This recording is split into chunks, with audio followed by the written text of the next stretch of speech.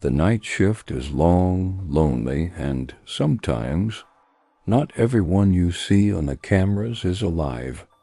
This is the story of the security camera that blinked. Daniel worked as a night security guard at a quiet office building downtown. Most of his shift was spent staring at a bank of security monitors, sipping stale coffee, and fighting sleep. One night, just after 2 a.m., something unusual appeared on the screen. On camera 4, which overlooked a deserted 6th-floor hallway, a woman stood motionless. Her long, dark hair covered her face, and she wore an outdated white dress that seemed more fitting for the 1950s than today. Daniel frowned. No one was supposed to be in the building. He grabbed his walkie and checked in with the only other guard on duty, Mark, stationed in the lobby. Mark confirmed no one had entered. When Daniel looked back at the screen, the woman was gone. He decided to check the hallway himself. His footsteps echoed as he reached the 6th floor. The corridor was empty, lights buzzing overhead. No trace of the woman.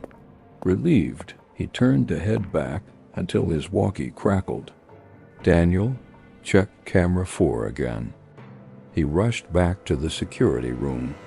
The monitor showed the hallway behind him, and there she was, the woman, standing just a few feet away from where he had been moments ago.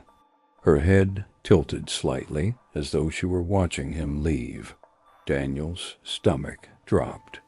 He rewound the footage, but when he played it back, the woman never appeared. Shaking, he leaned closer to the monitor. The static cleared for a moment, and then, on the grainy screen, her face appeared. Hollow black eyes, blood trickling from her mouth. And then she blinked, not on the footage, on the live feed. The monitor went dark. Every camera in the building cut out. And in that sudden silence, Daniel heard soft footsteps behind him. That was the security camera that blinked. So the next time you're watching a screen on the night shift, ask yourself this. Are you the one watching? Down in the basement where the lights hum and the air never warms, the night shift keeps its own kind of time. This is the story of the morgue drawer that knocked. Noah worked the graveyard shift as a morgue attendant at St. Adrian's. The building above slept ICU monitors soft. Elevators stuttered less, and even the emergency room quieted to a low murmur. But in the basement, the temperature was a rule, the stainless steel a law, and the compressor's endless breathing the only heartbeat left.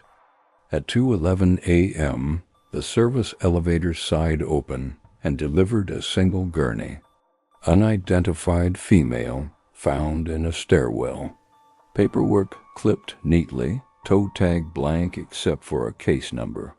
Noah logged her in, zipped the bag to her collarbone, and slid the drawer shut. Cabinet 12. The metal coughed cold.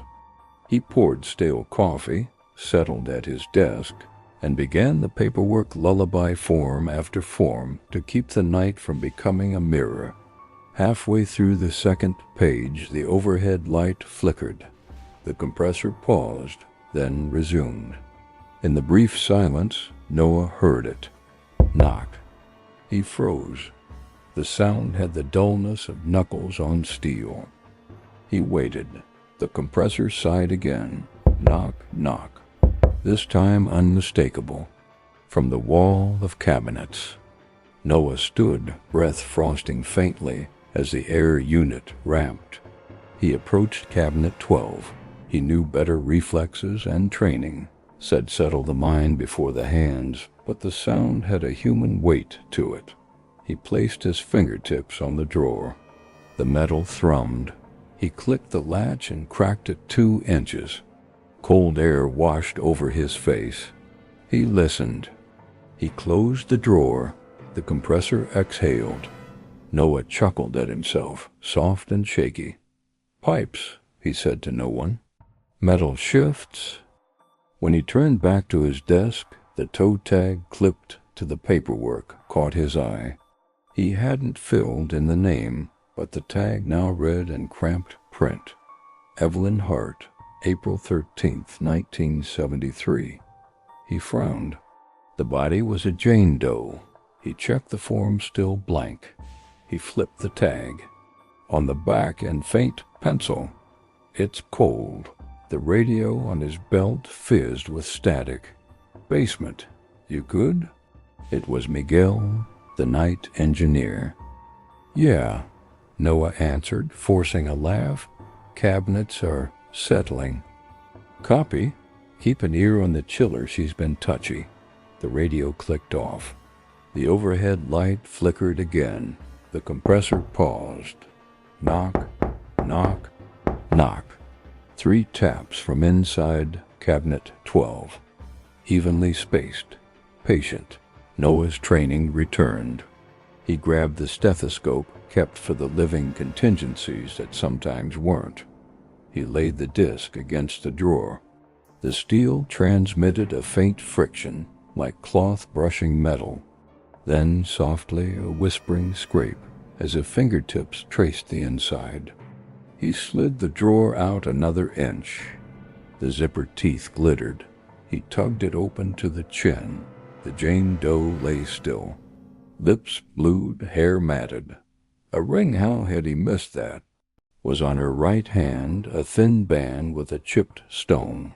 Where the toe tag string cut her ankle, a faint, fresh red line marked the skin. Noah checked his watch.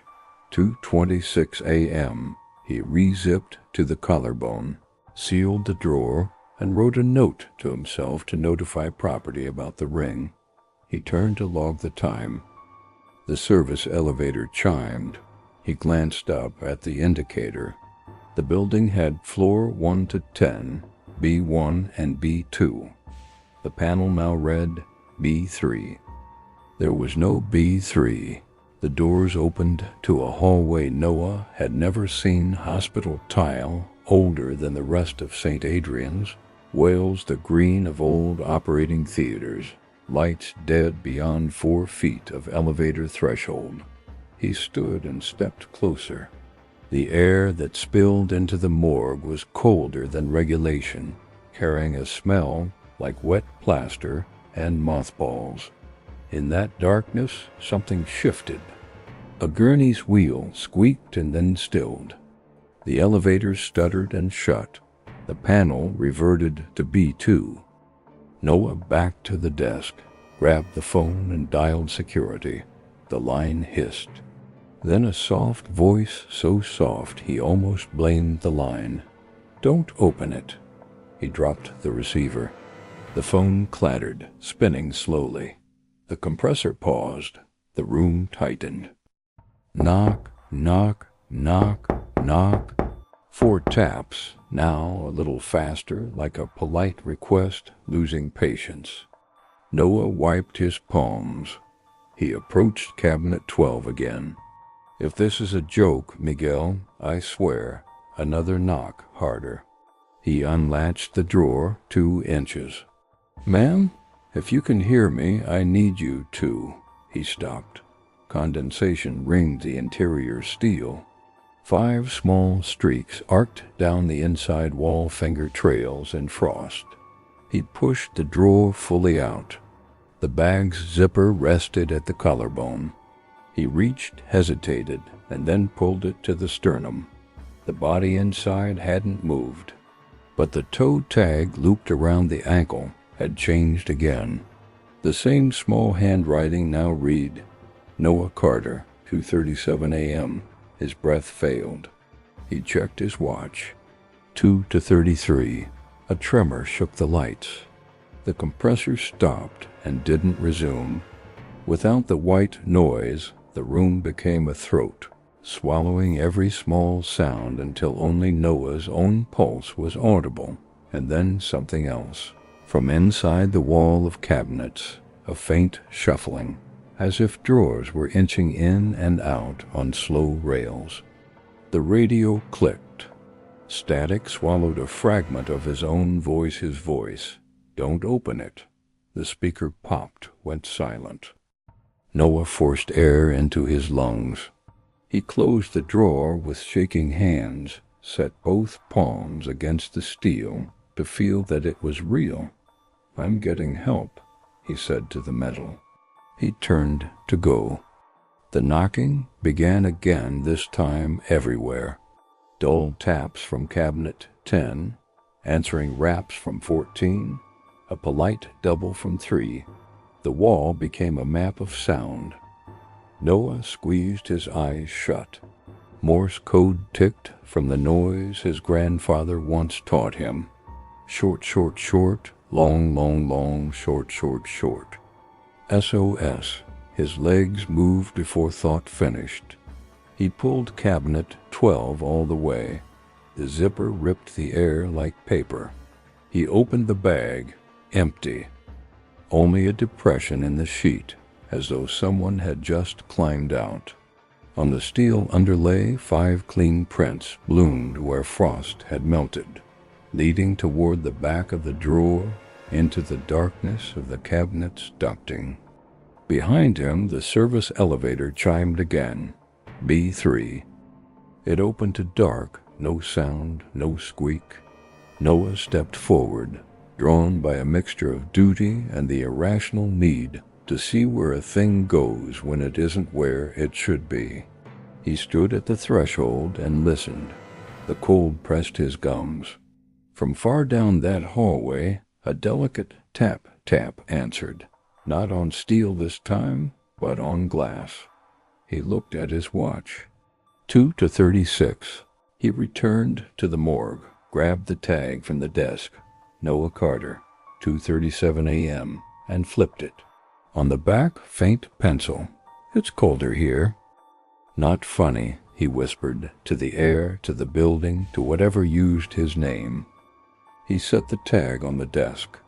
"I'm leaving," he told the empty room, the elevators, the drawers. He turned for the door. Behind him, cabinet 12 slid shut on its own. The latch clicked. Heat compressor roared back to life. The fluorescent light steadied. The moment snapped like a rubber band. Noah forced himself to count to 10 before turning. Everything was as it should be, drawers closed, gurney parked, paperwork scattered. Only one thing changed. The tag on the desk now lay face up. The time struck through, rewritten. 2:38 a.m. He breathed out a broken laugh and then heard it. Not from the cabinets this time, but from inside the desk. Knock. Inside the pencil drawer, something tapped again, a small, soft sound. Noah slid the drawer open. The toe tag lay there, cold enough to fog the air, looped and ready. Next to it, something else, a ring with a chipped stone. The same one from the Jane Doe's hand. He hadn't removed it. He was certain. He stared. The compressor hiccuped. The lights flickered once. The ring spun on its edge and fell. 2:37 ticked over on his watch. Somewhere behind him, a drawer he knew by feel and heartbeat slid open with a patient, practiced ease. That was the morgue drawer that knocked. On the night shift, time is measured in footsteps, and names are just tags until they're yours. If you ever hear a knock from where there should be none, don't answer, because something might be waiting. For the moment your name fit,